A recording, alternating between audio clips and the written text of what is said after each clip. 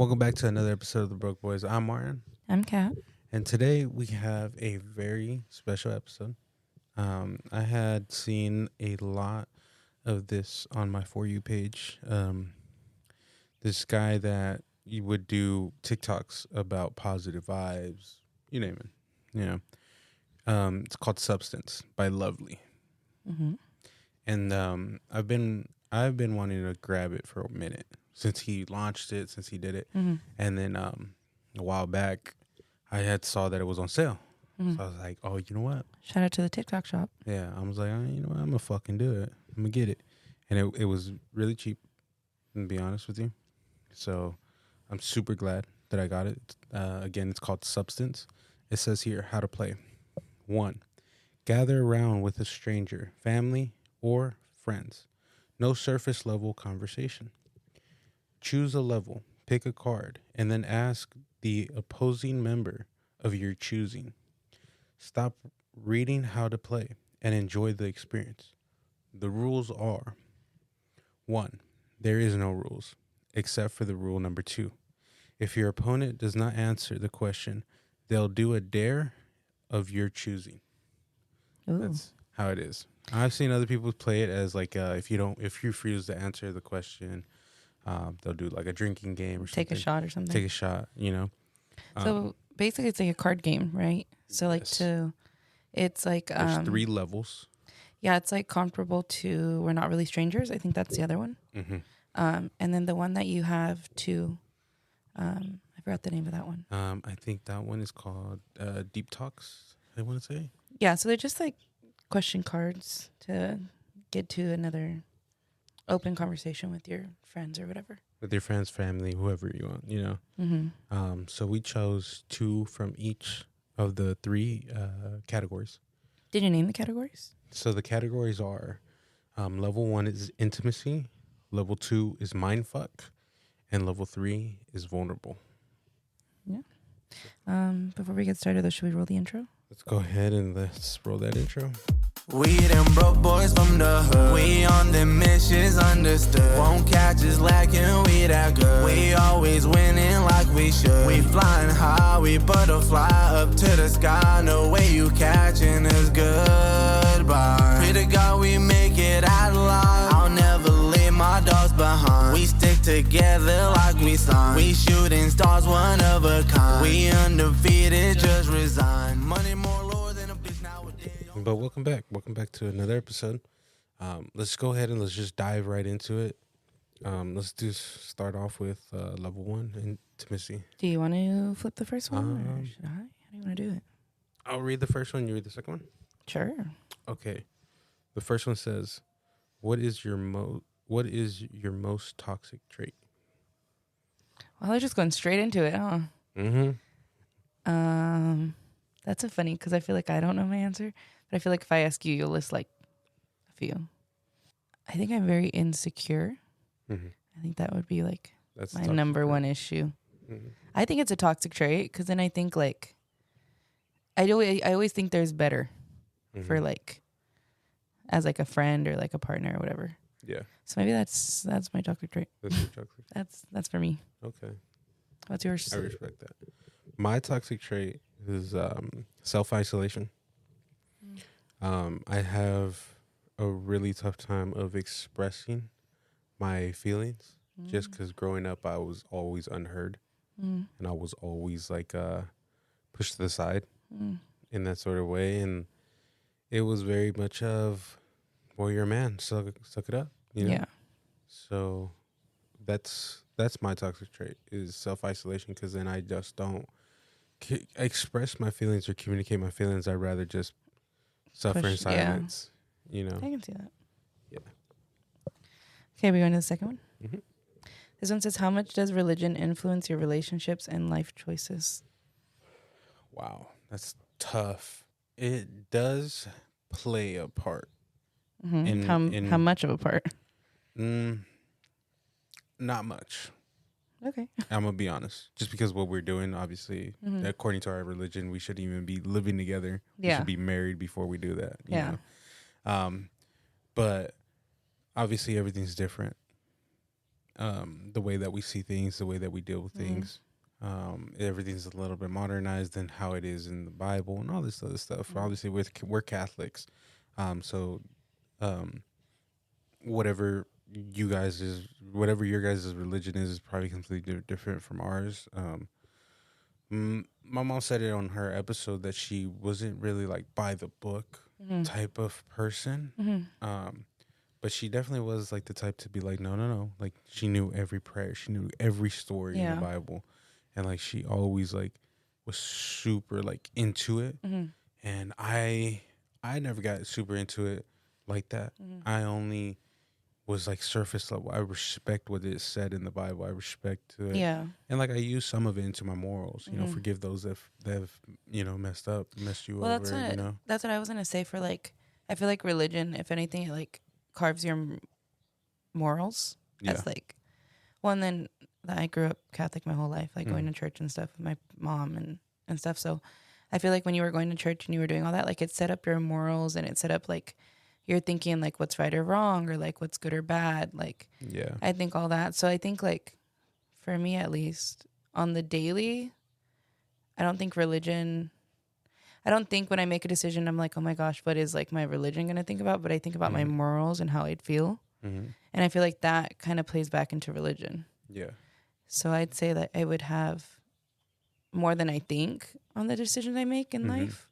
I feel like religion has more of a position than I think it does. I think it's more unconscious. I don't think it's like on the forefront, you know? Yeah. I get you. Yeah, for me, it's like it doesn't have too much of an influence. It does like influence me of being a better person, not being, a fuck up almost. But it's not what controls my life, and like other people that are so, by the book and like saying, all kinds of other stuff or like devil shit. You know what I mean? Like, I'm not that type of person. I just think that, and maybe this is like whatever, but I think the Bible is like, it was interpreted from so many languages now. Like, who's to know how accurate our Bible actually is?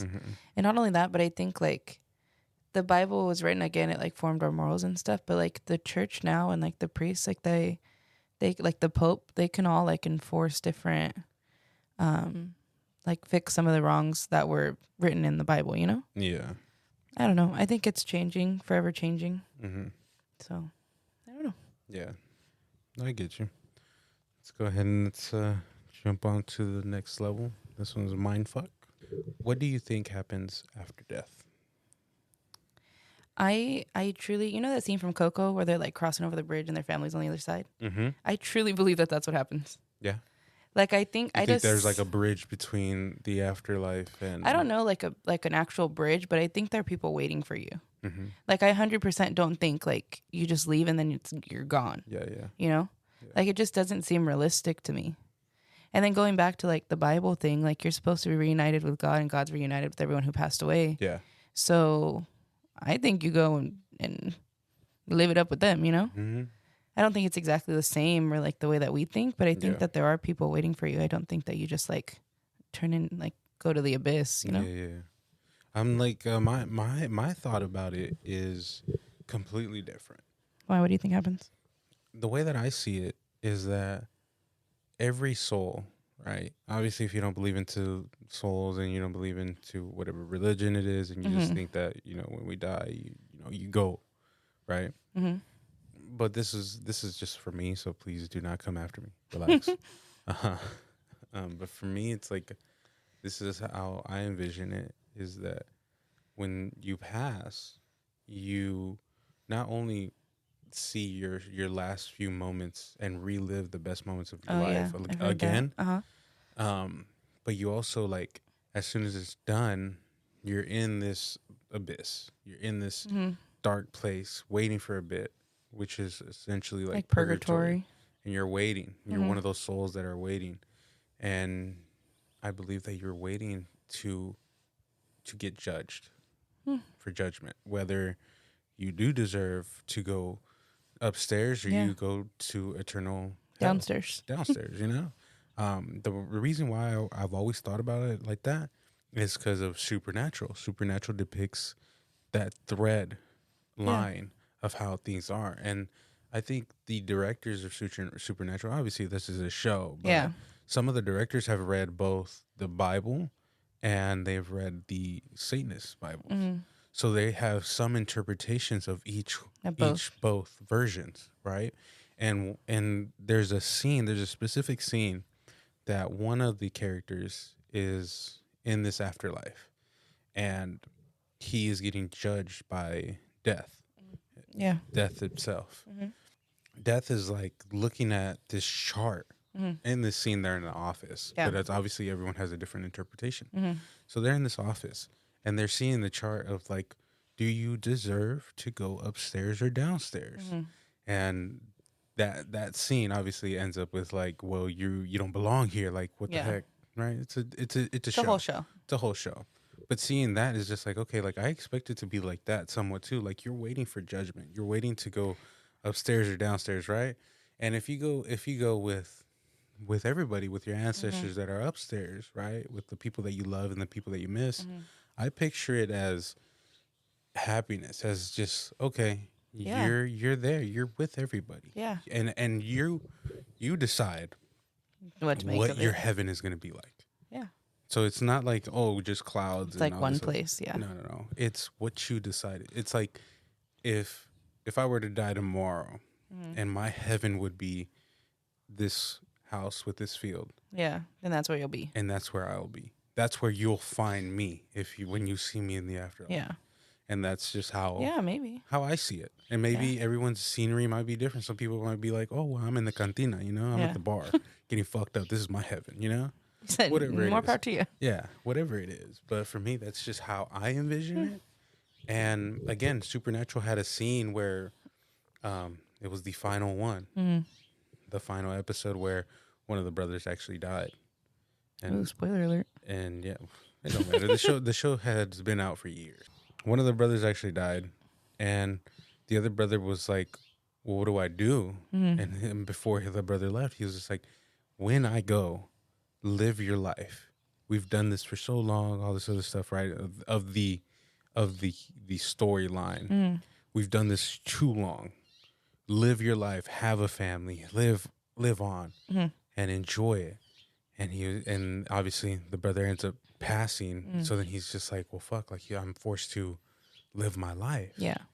And he lives his life. The entire time that he's living his life, his other brother's in heaven reunited with all his loved ones and waiting.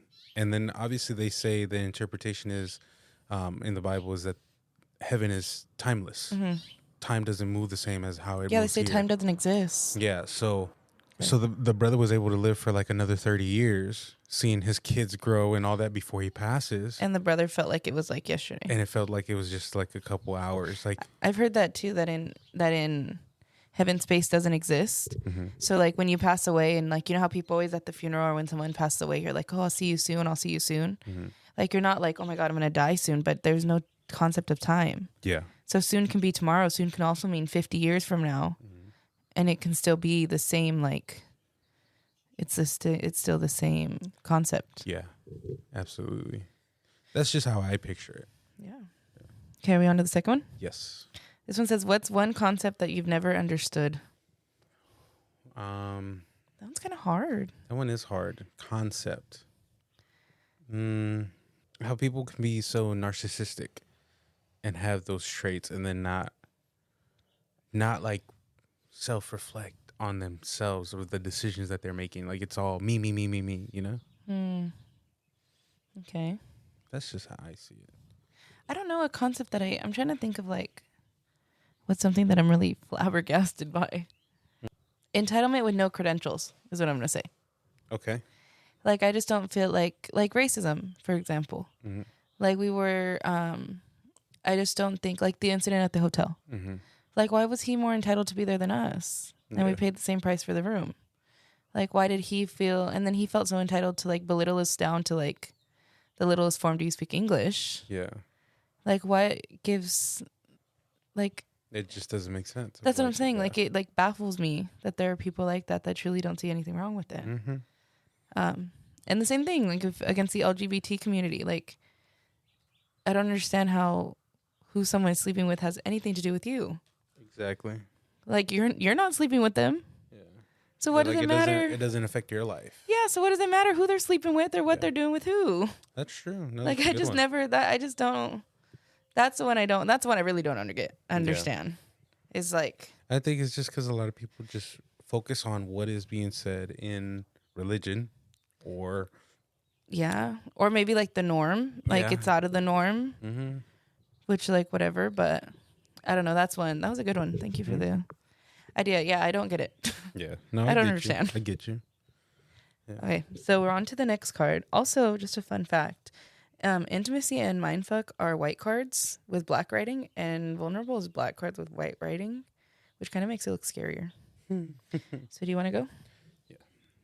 What is the one thing you would say to your younger self if you were like on the other side of seeing the little you and being like, I feel like the hard thing to give like an advice, or I mean, what the hard would you say? The hard thing for me is I feel like my upbringing, like my childhood was perfect.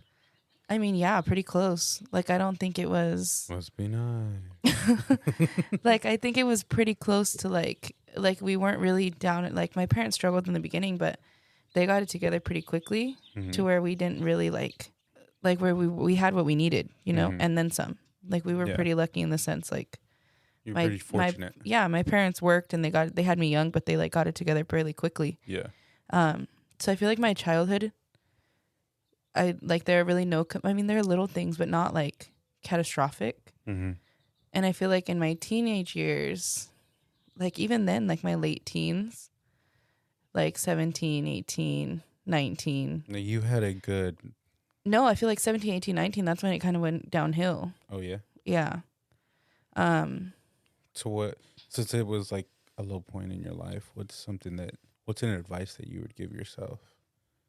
I mean, it sounds funny, but like not my circus, not my monkeys. Mm-hmm.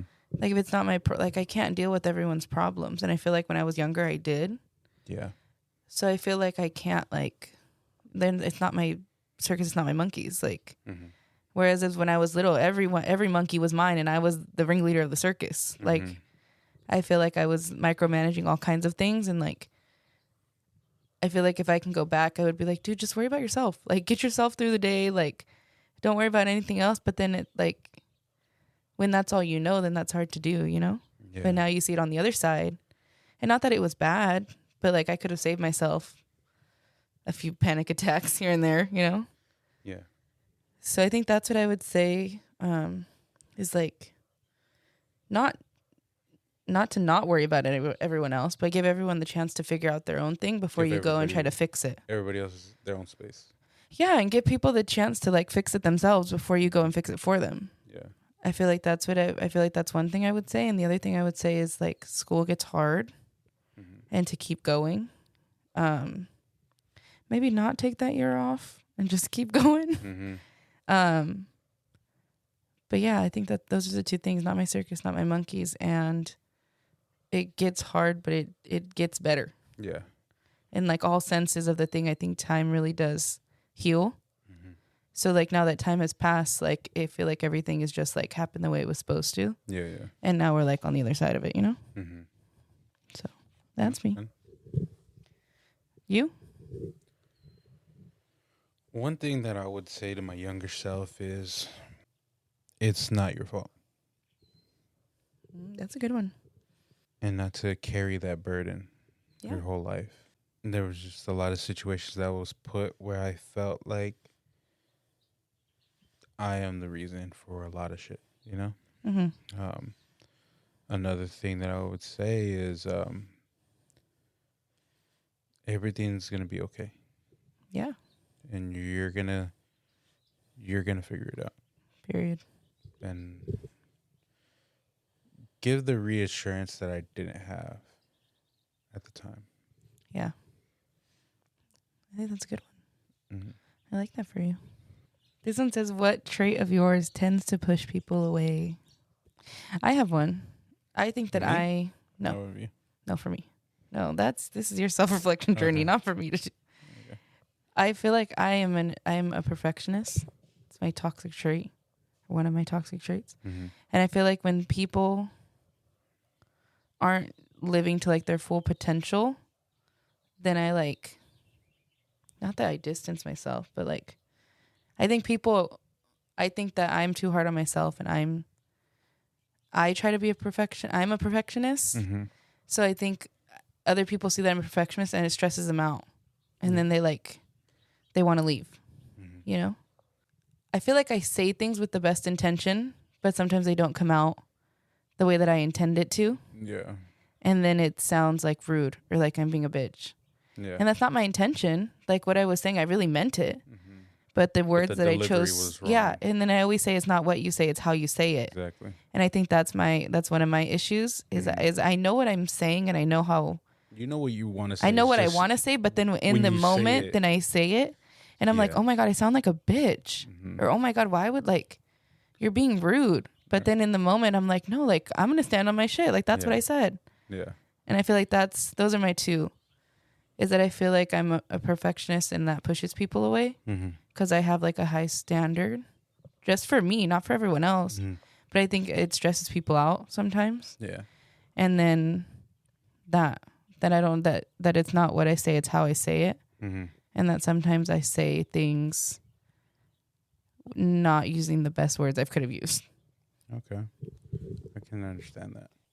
The trait that I tend to push people away is my kindness. You think that you're too kind and that's why people leave? I think people take my kindness for weakness. And I do so much for a lot of people. And I'll be there and I'll sacrifice so much for everybody. I thought about it and I was like, maybe I'm just a shitty person. Maybe I'm just a shitty friend. But you can give advice to everybody. And some people will take it and be like, all right, let's elevate, you know? And then there's some people that are just like, you can't bring them up with you. And it's just like, you can't want better for someone who doesn't want better for themselves. Yeah, and it's just like, okay, like how are you gonna be when you talk to them and they're like, yeah, I'm on the same track, but yet they don't speak the same actions that you speak, you know? Like for me, it's just like, nah, like I operate differently. Like I have people that I got to take care of. I have to wake up. I have to execute. I have to kill it. I have to put so much pressure on me with this podcast to keep pushing forward. And then I can explain that to somebody else of like, you need to find that. You need to find who you are. Find what you need to do. Don't you want better for your mom and dad? Don't you want better for your siblings that are looking up to you? Yeah. Like set an example. And then they might be like, oh hell yeah, like but then when it comes nothing time, ever comes of it. Yeah, when it comes time to execute, they don't do it. Yeah. And it's just like, nah, like I waste a lot of energy and a lot of breath on people that I'm just like, really, bro? Yeah. I can't believe that. And then a lot of people take my kindness for weakness, and my safe haven and my way to protect myself is like, I got to distance myself. Yeah. Just because I feel like I'm already getting stepped on.